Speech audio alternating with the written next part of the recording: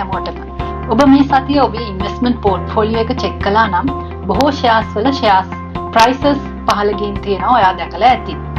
all share price index එක මේ සතිය තුල points 413ක් එනම් 101.86කින් පහළ ගියා. ඒ වගේම S&P ශ්‍රී ලංකා 20 index එකත් points 116කින් එහෙම නැත්නම් 101.88කින් පහළ ගින් සතිය අවසන් කළා.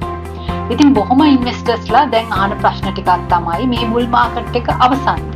දැන් ෂෙයාර්ස් විකුණන්න ඕනද? නැත්නම් මේක සාමාන්‍ය මාකට් කරෙක්ෂන් එකක් විතරද?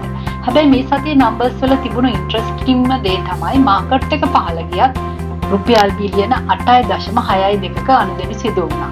ඒ වගේම විශාල ආයෝජකයින් අතර large crossings බිලියන 2.6කට වැඩි වටිනාකමකින් සිදු වුණා. ඒ කියන්නේ වෙළඳපොලේ ආයෝජකයින්ගේ ක්‍රියාකාරීත්වය සම්පූර්ණයෙන්ම අඩු වෙලා නැහැ. ඉතින් අද අපි බලමු මේ සතියේ කොළඹ ස්ටොක් එක්ස්චේන්ජ් එකේ ඇත්තටම සිදු වුණේ මොකක්ද? foreign investors මොනවද කළේ? විශාල ආයෝජකයන් අවධානය යොමු කළේ කොහොමද? මාකට් වැලුවේෂන් එක දැන් කොහොමද?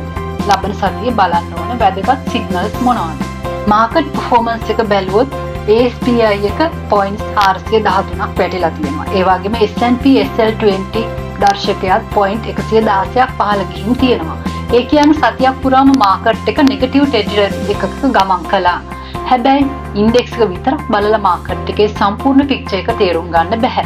ඒ නිසා අපි turnover, foreign activity, large crossing සහ valuation එකත් බලන්න ඕනේ. මේක panic selling එකක්ද? සාමාන්‍යයෙන් panic selling එකක් වෙද්දී අපි දකින්නේ buyers ලා මාකට් එකෙන් ඉවත් වෙනවා. daily turnover අඩු වෙනවා. trading activity slow down වෙනවා. හැබැයි මේ සතියේ data එක ඒක කියන්නේ නැහැ. weekly turnover එක 8.62 billion, average daily turnover එක 1.72 billion, total share volume එක 494 million shares. ඒ කියන්නේ ආයෝජකයන් තවමත් ගනුදෙනු කරනවා, පෝර්ට්ෆෝලියෝ නැවත සකස් කරනවා, අලුත් ඉන්වෙස්ට්මන්ට් ඔපචුනිටිස් හොයනවා. ඒ නිසා මේ ඩික්ලයින් එක profit taking, portfolio rebalancing සහ sector rotation වල ප්‍රතිඵලයක් වෙන්න පුළුවන්. foreign investors ලා බැලුවොත් foreign purchases 320 million තියෙනවා. foreign sales 1.61 billion. ඒ කියන්නේ net foreign outflow එකක් තියෙන්නේ rupees 1.29 billion වල. foreign investors ලා තවමත් net sellers. හැබැයි foreign selling කියන්නේ company එක නරකයි කියන එක නෙවෙයි.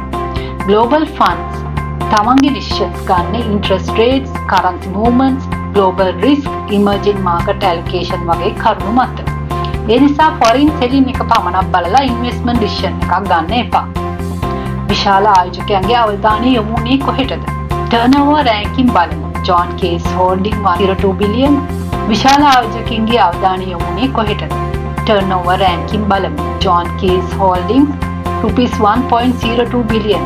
Commercial Bank rupees 661 million. Ceylon Coal Stores rupees 490 million. Winforce rupees 479 million. Coco Lanka rupees 453 million. මෙහි වැදගත්ම දේ මේවා speculative penny stocks නෙමෙයි. මේවා කොළඹ stock exchange එකේ quality companies. ඒ කියන්නේ විශාල හා ආයතනික ආයෝජකයන්ගේ අවධානය තවමත් මේ companies වලට යොමු වෙලා තිබුණා.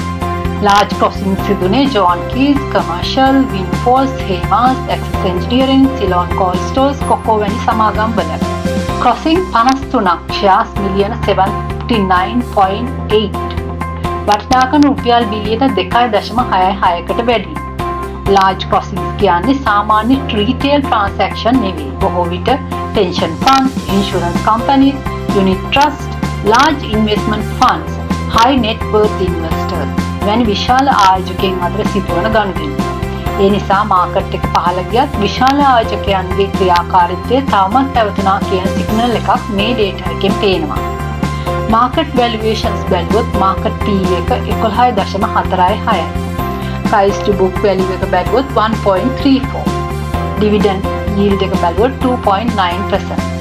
මේ numbers වලින් පේන්නේ market එක historical basis එකට බලද්දී අධික valuation එකක trade වෙනවා කියලා කියන්න තවම evidence නැහැ. ඒ නිසා investors ලා quality companies වල valuations බලලා investment decisions ගන්න එක වැදගත්. banking sector එක බැලුවොත් මේ සතියේදීත් අවධානය දිනාගත්ත sector එකක් කියන්න පුළුවන්. commercial bank turnover rupees 661 million. ඒ වගේම HNB, NDB, DFCC වැනි බැංක්ස් වලත් ඇක්ටිවිටි තිබුණා. බැංකින් සෙක්ටර් PE එක 5.26යි. PBV එක 0.81. බැංක්ස් තවමත් comparatively lower valuation වල ට්‍රේඩ් වෙනවා. Global markets ගත්තොත් mixed performance එකක් පෙන්වුවා. Nasdaq එකේ 1.45% increase එකක්, Hang Seng එකේ 3.53% increase එකක්, Nikkei 1.70% down එකක්, DAX එක 2.20% down එකක්. FTSE 100 එක ගත්තොත් -1.26%. Dow Jones එකක් 0.78% වලින් පහළ බැහැලා. ඒ කියන්නේ global sentiment එකක් තවම cautious. Next week එකේ අපි බලන්න ඕන කරුණු පහක් තියෙනවා. එකක්, SPI 21,700 support level එක break කරනවාද? Foreign selling pressure එක අඩු වෙනවාද? Daily turnover එක rupees 2 billion ආසන්නයේ පවතිනවාද? Blue chip counters වල buying interest පවතිනවාද? Quarterly earnings results කොහොමද? මේ සතියේ කොළඹ ස්ටොක් එක්ස්චේන්ජ් එකේ කතාව එක වාක්‍යයකින් කියනවා නම් මාකට් එක පහළ ගියා. හැබැයි වෙළඳ පොලේ ආයෝජකයින්ගේ ක්‍රියාකාරීත්වය තවම ශක්තිමත්ව තියෙනවා.